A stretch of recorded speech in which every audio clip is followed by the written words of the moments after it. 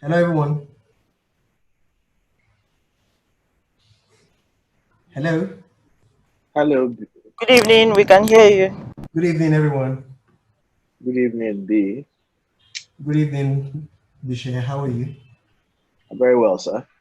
Yeah, good. So we're trying to get everyone to come on. Um, Emilia, you're still on the wheels. Yeah, I'm almost about 5 minutes away, but I'm sure I can All right. work all well from where I am. Yes. All right then.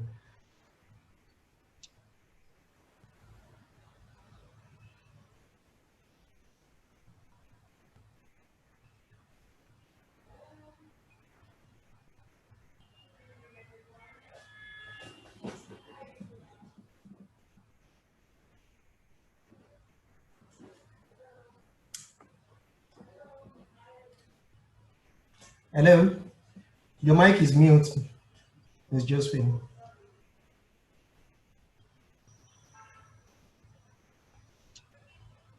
Okay. Hello, everyone. Good evening. Good evening, ma'am. Good evening, Miss Good Irene. evening. It's good Good to have you evening. here once again. Good evening. Good evening, Mr. Barrow, Mr. Bishay Barrow. Good evening, madam. And how are you today?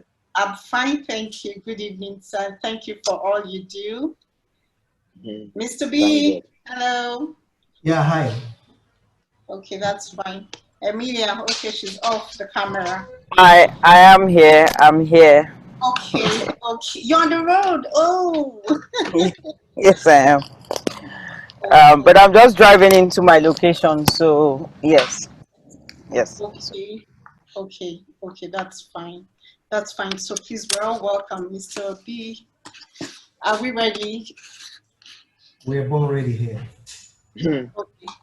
So it's good to have everyone here. Thank you very much, ma'am, Mrs. Irene.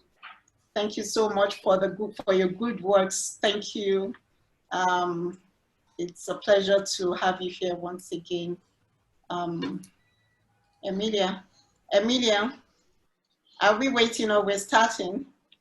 I think we can start. I see we have attendees as well. I thought we are going to wait to allow them in, but that has been done. So yeah, so we can start. Okay, so Mr. B, are we ready now? Yes, please go ahead. Let's not keep people waiting. Those that arrive early. Okay. Yes. Okay, so thank you everyone for joining. Good morning, good afternoon, and evening, everyone in the audience, depending on which part of the world you are connecting from.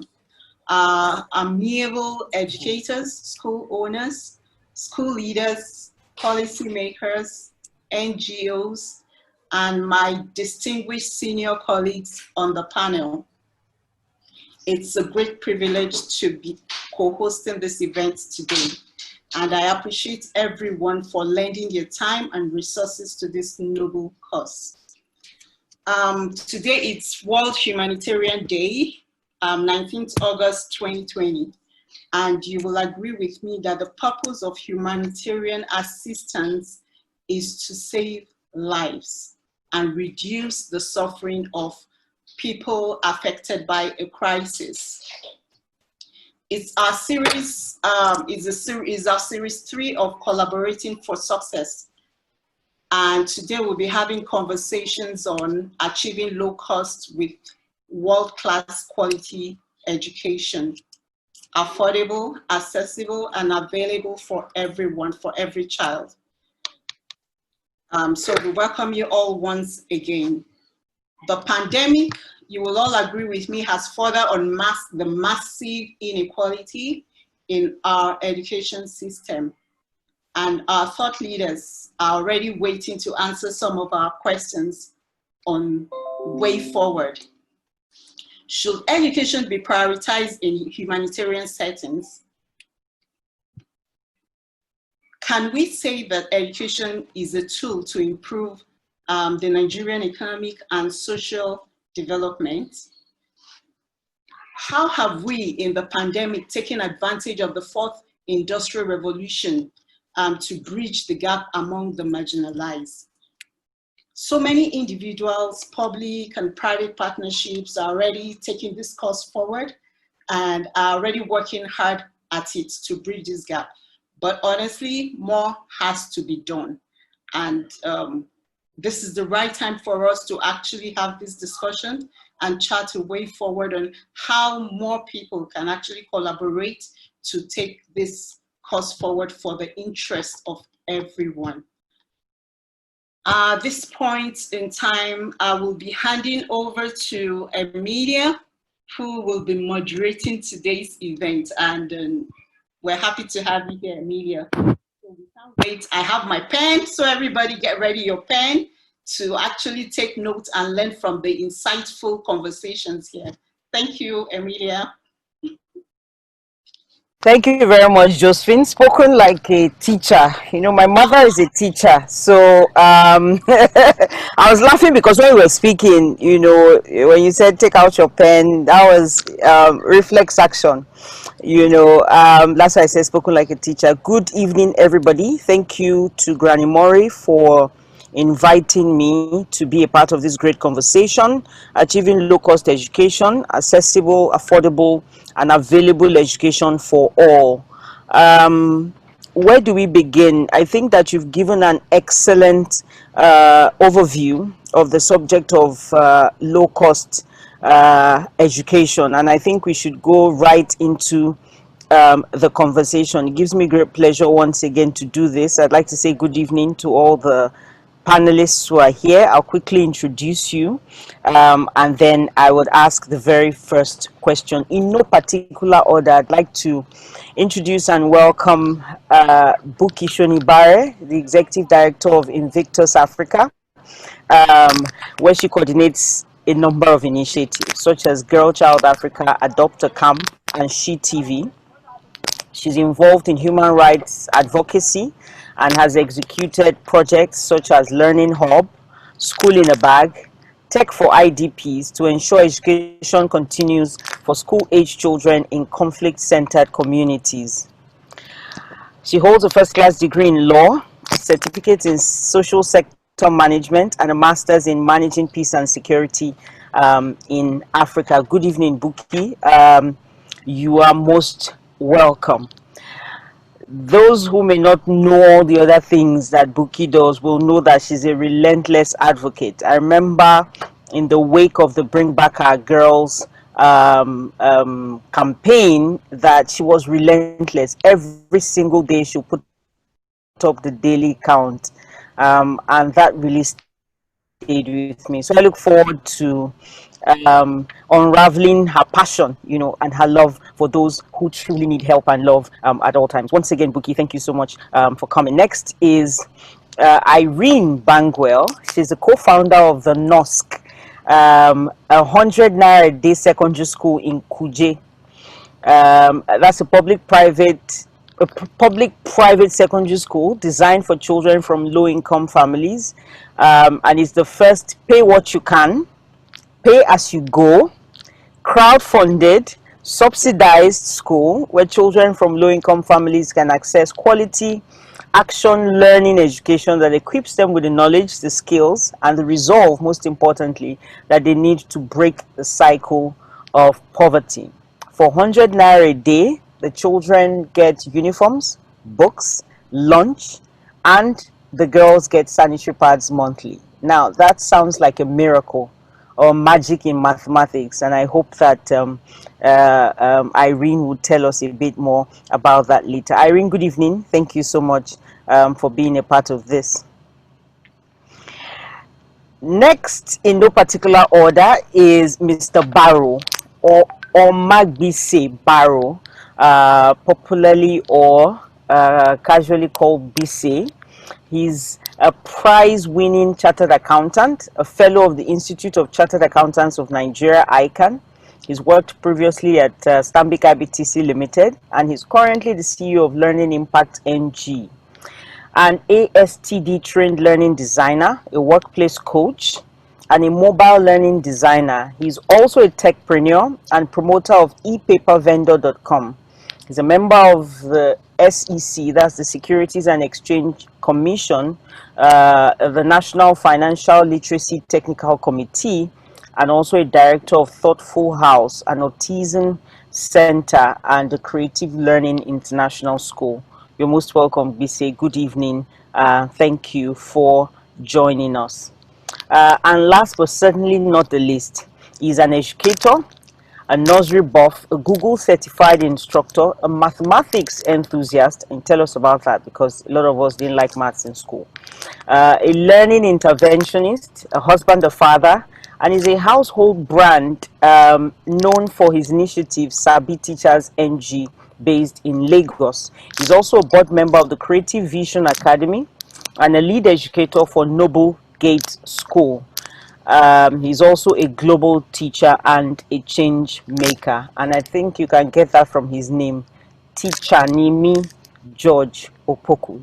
But I'll call you George this evening if you don't mind. You're most welcome.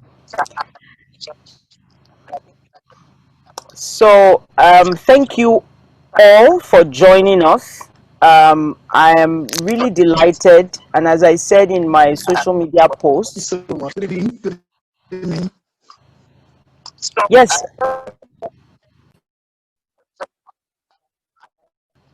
I can hear you.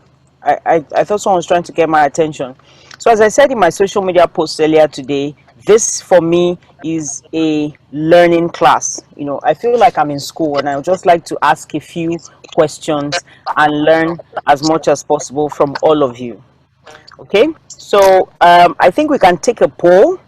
Just before we begin the conversations, let me walk us all through how this evening's conversation will go. We've heard from the convener who's given us a very rich background, and happy World Humanitarian Day to all of us. And we've just met all our speakers, so I'm going to ask them a few questions, and I'd encourage all participants to please send in your questions as we go along. I don't like conversations where, you know, when we've exhausted all the time, we now say, oh, let's open the floor for questions.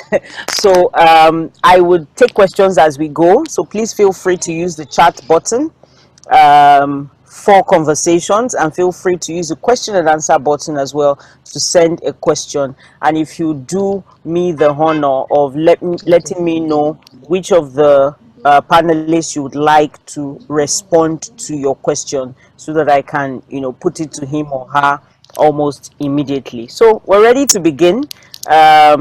Should we take a poll, Mr. Okay? So let's take a poll, a very quick poll. I think we could wait a little. Okay, so let's wait. Let's wait so that the poll is inclusive. In the spirit of inclusion, we'll wait. I wanted to ask a quick question before we started, but that can wait. So good evening. I'd like to start with you, Irene. 100 naira. Very interesting model, and it almost sounds too good to be true. But I think the opening question to all the panelists, and starting with you, is when you think about low-cost education, achieving low-cost education, or even the phrase education for all, do you think that this is a feasible vision or goal? We've seemingly failed at it repeatedly. Should education be for everybody? That's where I'd like for us to begin with this evening. Irene.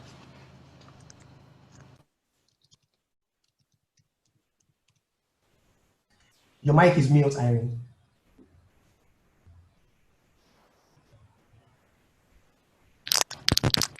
No, we still cannot hear you. Can you hear me? Oh, wow, yes, we can hear you now. Okay, so that was my earpiece, all right? Good evening, everyone. So I like the way Amelia is starting the conversation tonight, asking us whether education should be for everyone. And I'm asking the question, why not? Especially based on the premise that education is supposed to be an experience that pulls out and nurtures people's potential. Saying that there should be some people excluded is like saying we're giving up on people that we've not even experienced. So in my opinion, I think whether we've failed before or not, it should be something that is always in front of us. We can say a certain kind of education for a certain kind of people, but education as a concept should be all inclusive. Everyone should be given a shot at it. And every time we've met a wall, something that stands in the way, I think sitting back to ask, why do we have that impediment, is more empowering than saying, let's give up. So one of the things that wakes me up is the knowing that there's so much potential in rural Africa, in rural Nigeria, in homes where children are born to uneducated parents. So for me, we have to take education into those homes. And as such, education should be for every child. Where we have challenges, I think we can troubleshoot and see what the problems are. But to say it's for some and not for all, no, I don't think so. I think there's so much out there in human resources that we have to kind of mine, and education is the one place where that mining can happen. Thank you very much. I feel like asking this question, Buki might be very offended, with me, because she has experienced firsthand the the capacity of education to transform lives, especially for those who, if not for interventions like yours, would probably not stand a chance or would not have an opportunity. So from your experience, maybe I should reframe my question to be more politically correct. Qualitative education comes at a cost. Yeah. Now, the vision of education for all, is it feasible? All right, I like this perspective, because that was where I was like 4 years ago, asking the very same question. I like the qualification, qualitative education, is it feasible for all? I think it is, but it will take a lot. And in many cases, it will take prototypes like ours to think about divide and conquer. I don't think it can come from government. I don't think government can give us qualitative education, but I think citizen action can make it happen. I think public-private partnerships can make it happen. I think the possibilities are so much. And when we put what is possible, when we put the possible results we can get if we achieve this, when we pitch it right, and we can get as many stakeholders on board, I think is achievable. But whether it will come from government, I don't think government can make it happen, but I think it is achievable. I really think it is achievable. That's why I go to work every day. I think this is achievable with the right stakeholders, with the right pitch, with the right conversations to the right people. We can rally around, and it is possible. I think it is possible. I think it will take so much, but I think it is possible. Wow, thank you. You said it so many times, an emphasis for me. I have a few questions to ask, but I'll go to Buki Shonibare. I actually rephrased that question because I didn't want to offend her this evening. So I allow her answer that. From what you've seen, the concern about low-cost education is the fact that it's a watered-down version, as it were. It's not it. And so I would like us to begin again from where Irene started, to say, is it feasible to, in a country like ours, and not just as in Africa, with the population, with the resources that are required, in conflict-centered communities where people have a choice between going to school and staying alive, is education for all feasible?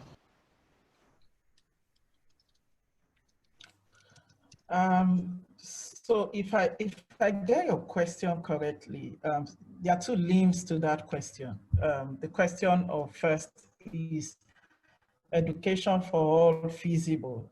And then the question of, is quality education feasible? So first, is education for all feasible? Yes, it is. The alternative to that, or the opposite of that, would be education that is not for everyone. And we have seen how, when education is not accessible to everyone, how what becomes of the society. And when you make reference to conflict-affected communities, where I have done a lot of the work around education that I have done, we have all seen the impact of lack of education, how it affects a particular community, and how the effect of that particular community does not remain in that community. It literally spreads around to the entire country.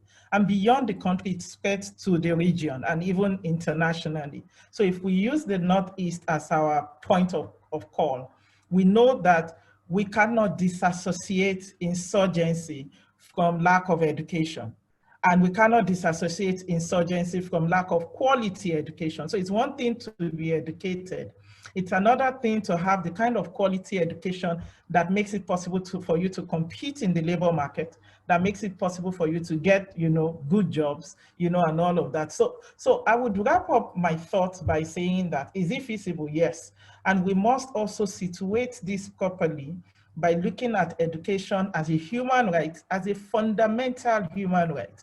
It is a right that is internationally guaranteed and nationally guaranteed in Chapter 2 of our Constitution. Now, I don't know if this will be the best time for me to show, but I need to show you a graph of the number of children that are affected as a result of COVID-19. And I know we're having this conversation based on the context of COVID-19. For Nigeria, over 40 million children are affected, not going to school as a result of COVID-19. And what that means is that over 30% of Nigeria's population are affected. So imagine if that population is not educated. We are in deep problems. So is it visible? Yes. Whether access to education or access to quality education is feasible. The question then becomes whether we are committed enough to achieve what we know is visible. Thank you. Thank you so much. I will come back to unpack a bit of what you said, and will be exciting to see what you want to show us as well. But let me just speak to George. I can't find George. Is he on? But I will go straight to Mr. Barrow. So please, you have worked in you've worked in corporate Nigeria, and now you are still, again, I guess, in the private sector, but doing a number of other things that's focused. I sense the work that you do as taking an alternative approach to learning and education. So having worked on these two sides, as it were, it would be great to also have your thoughts around low-cost education and education for all. All right, thank you very much, and good evening, everybody. I hope that I am audible. Just checking my microphone. I think that today we are talking about World Humanity Day, and I think the very first thing is to recognize the common humanity of all of us, and to be very clear and unequivocal in saying that certainly high quality education should be a fundamental human right. And the fact that there are certain disparities, and just like Buki said, in terms of people who are getting preferential treatment, even in the days of COVID, and the rest of the world and the rest of the country, and young people are stuck in their homes without any access to education. These are signs that we do not recognize the common humanity, and that's a big problem in our society. Think about what has happened to education in our country, where I believe that it's a conspiracy of people who have decided that they want to keep Nigerians impoverished and uneducated so that they can run roughshod politically and continue to manipulate the society to where it is. I'll share two very quick things with everybody. That Emperor Haile Selassie of Ethiopia, a group of Ethiopians were asked, why was he deposed as their emperor? And they said, well, our emperor had educated us so much that we recognized that we didn't need an emperor any longer.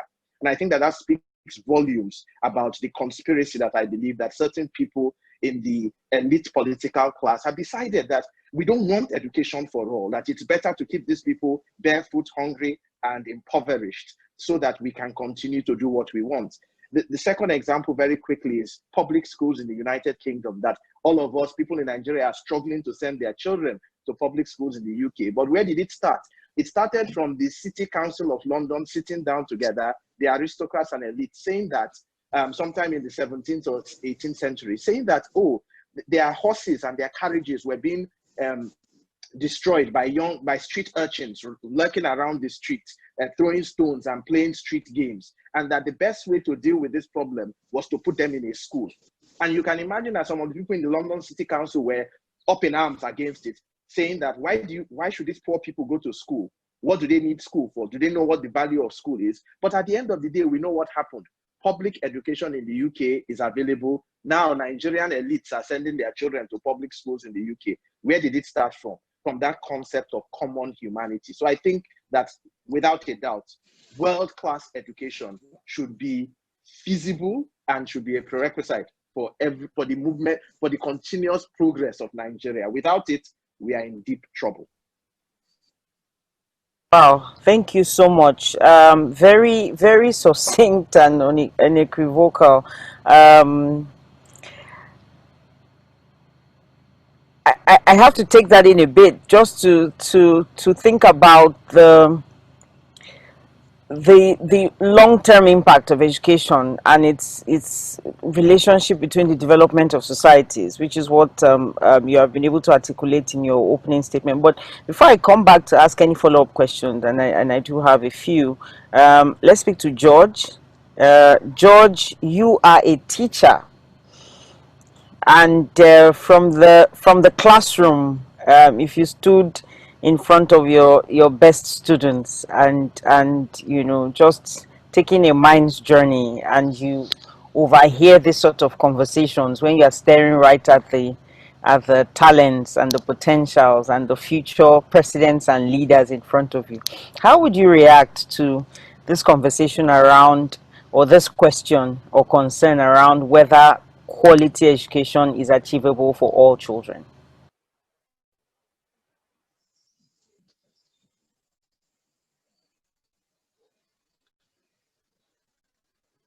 Hello? Hello? Yeah, we can hear you. Please go ahead. Okay, good. Good evening. Sorry, I've been struggling with my network over here, so my apology. Okay, you can hear me. Hello? Hello, can you hear me? Yes, I can hear you. Yes, we can hear you. Go ahead, please. Oh, that's why the question. All right, so just a little preamble. First, when you talk about quality of education, first we need to understand what perspective are we looking at. Are we looking at the assessment perspective, or the learning content, or how the children can use the information we teach them? So it comes in different facets, for instance. So as a classroom teacher, for us to be able to achieve quality teaching our content, first we need to understand our learners. Okay, now what information are we actually passing across? Because when you're teaching children, you're giving them information. Is that information purposeful? Can they use it? Can they transfer the information into a physical or into a meaningful relationship and application in a real life scenario? So for me, I think for quality education, it has to do with the content of what we're teaching the children, the purpose why we're teaching them, and the future behind the idea of how we want them to use the knowledge, the information we're teaching them with. So it's a two-way thing. As a teacher, the content is very, very important. Okay, thank you so much. So, I mean, this is a big technical. I won't admit that I can answer that immediately, but when I think from a layman's perspective, when we speak about quality, we're talking about standards, and I think the value or impact of such, and what it empowers the child to do, and its application and usefulness. But I mean, I stand to be corrected. It's only my mom that is a teacher, not me. So I'm also here to learn, like other participants. But I'd like to, you know, zero in a bit more on questions that border on the actual work that each of our, you know, our panelists do. So again, Irene, back to you. Can you tell us a bit more about your model? So we've heard 100 naira. Is it 100 naira a day, 100 naira a term? How, just very briefly, if you can speak to us about a model, and then what are the key lessons that you've learned, you know, from running this model for this long, And how can, again, I'm just going to ask the two questions together, and how can different stakeholders learn from the model like this? So maybe community leaders, policymakers, and others. All right, thank you so much, Amelia. I could hear Tichanimi going. I mean, we're very passionate about this work and everything. All right, so I actually used to do private teacher education, because I used to run workshops for teachers, and it was a very rewarding experience. I learned a lot, connected with a lot of people. But the startling statistic woke me up in 2016 when I found that 83% of Nigerian kids go to public schools. And if I sit down here to ask, you know how public schools are, I assume that most people will understand what I mean when I say we all know what public schools are like. So if 83% of our audience, of our children end up in public schools, then it therefore means that education, the face of education needed to change, all right? The face of education needed to change, and needed to change radically. Can you hear me? Yes, we can. I'd like to ask the panelists to please put their microphones on mute mode so we can hear. Thank you. So for me, this model was two things. I like the way people are so fascinated about the 100 Naira a day. But the most empowering part of the 100 Naira a day school is not the 100 Naira, is the action learning. Because Tichanimi was talking about, let's talk about what the kids can do with what we give to them. So we decided that, look, poor kids don't have alternatives. Poor kids need to break poverty. We need to pick the national curriculum and make it come alive and actually equip these young people. How can we pick the curriculum and give it life that young people need? And so what we did was design this school for children who would have to, like children have to choose between us and a government school. Our school fees are about the same range. That's the model. We want them to be able to, parents to make decisions like that. And in fact, coming to our school at the entrance level, public schools are more expensive than our school. So it was easy for the counselor to say, I don't even have 20,000 to go and register my child in this government school, but I can have 100 Naira. The uniform is free. So the whole thing was, bring these children in, give them a curriculum or an education that transforms their life, but let money not get in the way. What have I learned from this process? Before I talk about the money part, I've learned that the school system is more flexible than educators care to admit. We are not, the curriculum is not cast in stone. We can do so much. We can do so much with the curriculum. We can reach our learners. We can understand our learners. Like one of the things I've learned from this process is when you want to educate children from low-income families, academics is not everything. You have to think about the psychosocial support, their self-esteem, mentoring, and well, you're doing this within a limited time frame. So find a way to bring in the mentoring into the curriculum. So it has been, you know, getting up to work every day knowing that I'm going to be doing so many things in one single lesson. It's been amazing. And so one of the things I want to put out here, because in your initial conversation, you said something that sometimes when people hear low-cost education, they think it's watered down. It's not watered down. It's what the educators that are involved make of it. Because the North School is not a watered down experience. It's all saying, these kids need a lifeline and we better be equipped to give it to them. So, and then now coming to the 100 Naira a day, we found that Nigeria is truly the world's poverty capital. I repeat, Nigeria is truly the world's poverty capital. We have parents that are responsible, but are defaulting on the 100 Naira a day. They can't afford it, yes. So sometimes when we're even building systems and structuring and doing policies in the country, I think we need to really take into consideration the earning power of our everyday citizens. So I learned that Nigeria is really the world's poverty capital.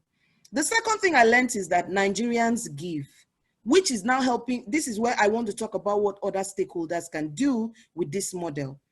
We discovered that the whole idea of even asking someone that when they donate, even people donate 100 Naira, they're co-sponsoring a child. Imagine you, Emilia, giving somebody 2,000 Naira every month and just going your way. And someone is telling you that 2,000 kept a child in school for 1 month. Ridiculous amount, like crowd pulling, crowdsourcing. So many people pull whatever they can. That's why I talked about the divide and conquer model. If we looked at Nigeria, 160 million people, how many million children do we need to educate? If we broke it into 1,000 pieces for passionate educators to be in charge and Nigerians to pull in whatever they can, we will do so much with it. Nigerians have given, Nigerians continue to give. We've seen Nigerian rich, poor, middle class contribute. I've gone to church and someone walked up to me and said, I have 1,500 for your children. Someone has wired her 700 naira at midnight because she just wanted to contribute. So from my experience, I've seen that, and maybe this generation more than ever, the culture of citizen action has really grown. People are beginning to know that, like Mr. Barrow said, I also actually, I'm of the school of thought that is a conspiracy actually to keep education where it is. Because if people are not educated, it will affect how they make democratic decisions. It will affect how they vote, the reasons for which they choose people, the way they interpret policies, you know, how we make noise on social media and it fizzles out. So since government doesn't want to do it, citizen action can make it happen. And so that's what the non-100 idea has given us an opportunity to do, to shape the curriculum so that it actually has life and it actually empowers young people. And then to pull Nigerians together to say, look, don't wait for government. Nobody's coming to save us. We have to do this within the limits of what we can afford, but as many of us as possible need to put our hands on deck, because the next generation, our next generation of workforce, that in the public schools, Emilia, your child and my child will go abroad for masters and everything, but those low-cost kids are not going anywhere.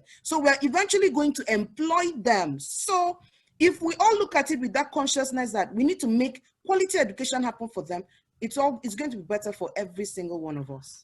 Thank you very much, Irene. I saw Buki taking notes, so I'll go straight to her to ask if first quickly your thoughts on what Irene said, and then to ask a follow-up question with respect to planning. So when I hear flexibility in curriculum, I worry about all the efforts of government at trying to standardize and make it a uniform.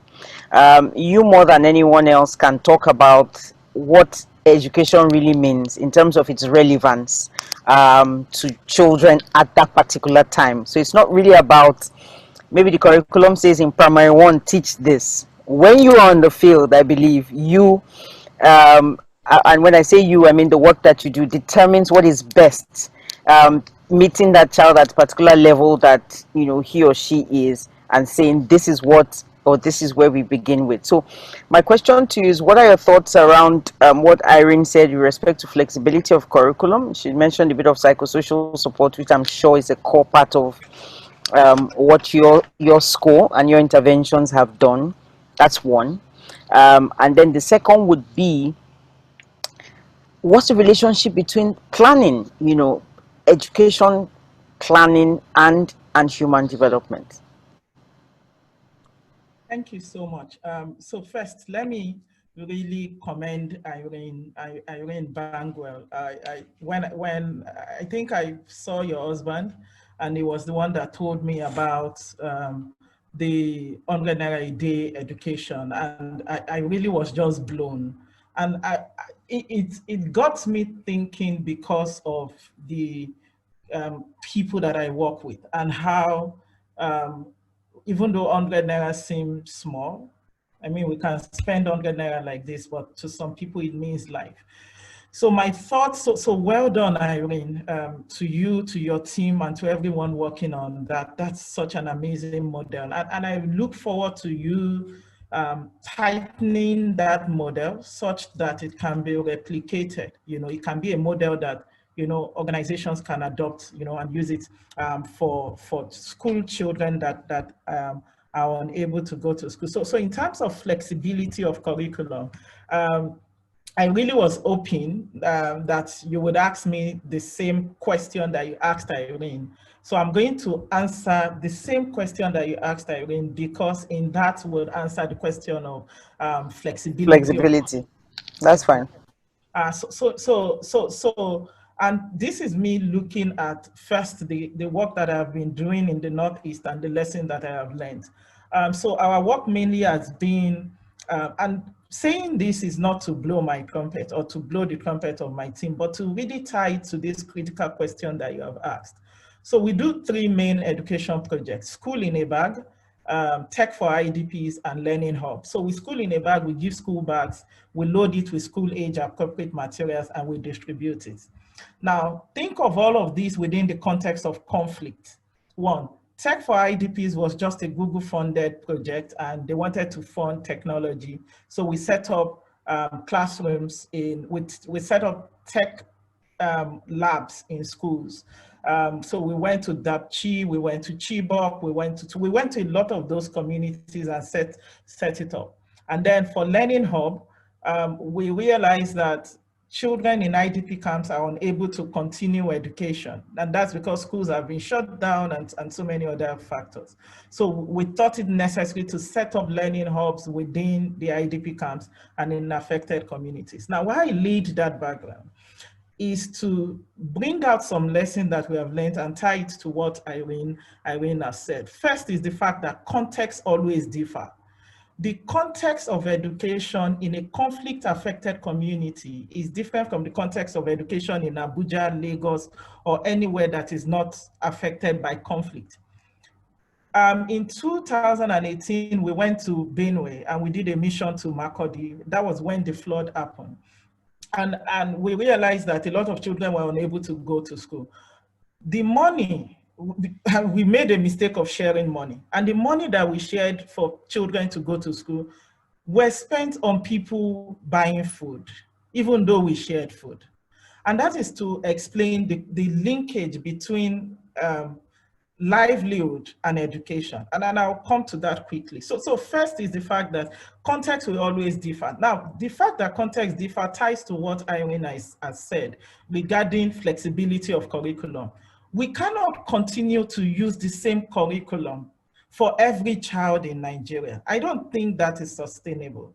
And that is because the environment, there are so many factors that we need to consider that shapes the child, shapes their reception of education, shapes their uptake of education, shapes the perspective of communities, of relatives, of families, to even education as a whole. So curriculum must always be relative, right? The second thing, which is what I've learned, is the myth that in the Northeast, children don't want to go to school or parents don't want to send their children to school. That is a very wrong myth. That is not true. Parents want to go to school, want their children to go to school. When they see people like you and I, they want their children to be like you and I. I had a parent, that was like the second or the third time that we went to Chibok. The parent walked up to me and said, if my child goes to school, will she also wear glasses like this? And I wear glasses because I can't read properly without glasses. But to her, an educated, successful person wears glasses. And so to her, a child going to school means a child being able to wear glasses and being able to look the way I look. And trust me, if I have my way, I don't want to wear these glasses, okay? So it's to debunk that myth. Those children want to go to school, their parents also want them to go to school. The third thing is that content must also differ. While contexts differ, content must differ to meet those content. And that brings in the principle of relativism. To each one their own. What works for you will not necessarily work for me. The values that you hold there in your community is not the same values that I would hold there. The same thing with style. And that brings me to the fourth lesson that I've learned in terms of style. We realize that for communities where we work and we give them food, children will go to school. But when we do not give them food, the children will not go to school. So there is a sort of hybrid style that must be put into consideration in terms of educating children at different levels. My final thought will be the lesson that I've learned around Nigerians. And that ties into what Irene said aptly, the fact that Nigerians give. Bulk of the money that we have used for our project has not come from international donors. It has come from Nigerians who give 100 naira, 700 naira. I think the day that really broke me, just like Irene said, she got 700 naira. I got 250 naira a lot. that somebody sent to say that we want to support your work. So in tying the question that you asked around the relationship between educational planning to economic and social planning, this is the first limb is that of educational planning. And planning education means that we want to transfer knowledge. So whether transferring knowledge means that we have flexible curriculum, or means that we give food, or means that we do 100 naira per day, whatsoever means that we must do to make sure that knowledge is on one side, those that need to receive it is on the other side. Let's bridge that gap, depending on the different classes of people. And educational planning also involves building minds. It involves building projects, building future, and preparing for the future. And then tying that economic and social planning is just the notion that it is not possible for any nation to develop if children are not educated. There is a direct correlation between education planning and economic development. So if we really want this nation to grow, we must pay attention to educating children and educating them in a way that meets their peculiar need and that meets them where they are. Thank you.